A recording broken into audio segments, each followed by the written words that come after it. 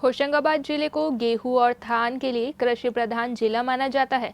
ऐसे में जिले के बाबई तहसील में आने वाले बंसीखेड़ी गांव में एक किसान ने परंपरागत खेती को छोड़कर आधुनिक खेती को अपनाया है।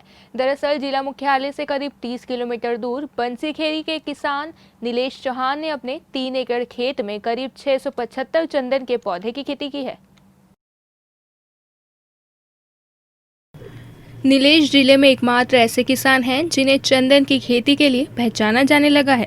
नीलेश के मुताबिक चंदन के पौधे लगाने की विधि आम पौधों की तरह होती है। वे इन पौधों के लिए रासायनिक खाद का उपयोग न कर गोबर की खाद का ही उपयोग करते हैं। उन्होंने बताया 2 साल पहले 3 एकड़ में 675 पौधे लगाने के करीब 5 लाख रुपए खर्च हुए थे। 14 साल की इस फसल में अभी 5 लाख रुपए और खर्च होंगे, यानी 14 साल बाद यह पौधे करीब 20 करोड़ रुपए की आय देंगे। नीलेश ने बताया कि परंपरागत खेती में सिर्फ परिवार का भरण पोषण हो सकता है।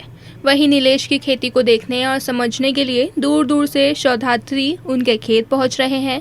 वहीं नीलेश भी अपने आने वाले लोगों को खेती के गुर बड़ी सहजता में समझा रहे हैं। नीलेश चौहान ने बताया कि चंदन की मांग पूरे भारत में है।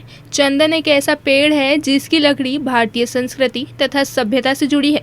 वर्तमान समय में भारत में 5000 से 6000 टन प्रति वर्ष लकड़ी डिमांड है, लेकिन उपलब्धता मात्र 250 टन तक की है, जिसके कारण चंदन की कीमत 12,000 से लेकर 26,000 रुपये प्रति किलो है।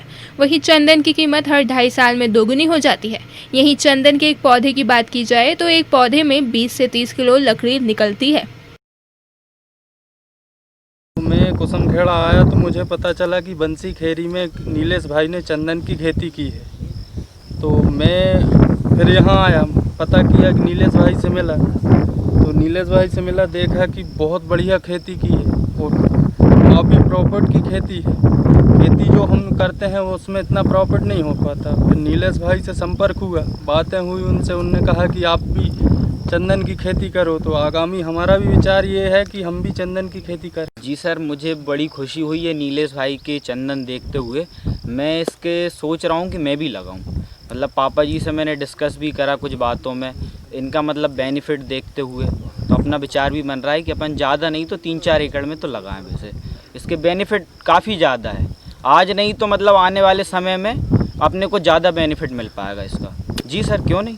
आप देख सकते हैं सर, ये चंदन की खेती मान के चलिए 14 साल में तो अपने को बेनिफिट मिलेगा 14 साल बाद, बट अभी ये मान के चलिए कि ये उसके बीच में भी कुछ दूसरी खेती ऑर्गेनिक कर रहे हैं। इसको शुरू किए हुए मुझे 2 साल हो गए हैं और इसकी लागत मेरी ट्यूबवेल से लेकर सब कुछ मिला के 5 लाख रुपए की आई है, फेंसिंग सहित। और इसको ये 2 साल में 10 फीट की हाइट हो चुकी है।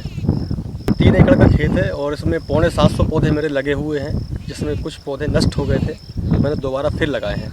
एक्चुअल में क्या सर, मेरा बेटा छोटा है जो शुरू से क्रिकेट में रुचि रखता है, मुझे उसको आगे बढ़ाना था। तो मैंने सोचा क्या किया जाए। अपनी जो खेती कर रहे हैं परंपरागत, इसमें तो घर का खर्च नहीं निकल पा रहा, तो उसके लिए मैंने मतलब ये कदम उठाया है।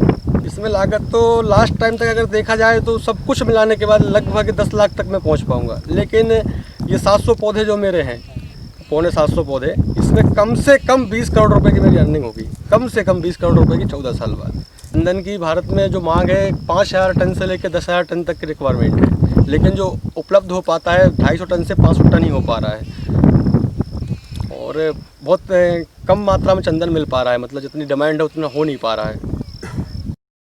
होशंगाबाद से दुर्गेश सिंह राजपूत की रिपोर्ट।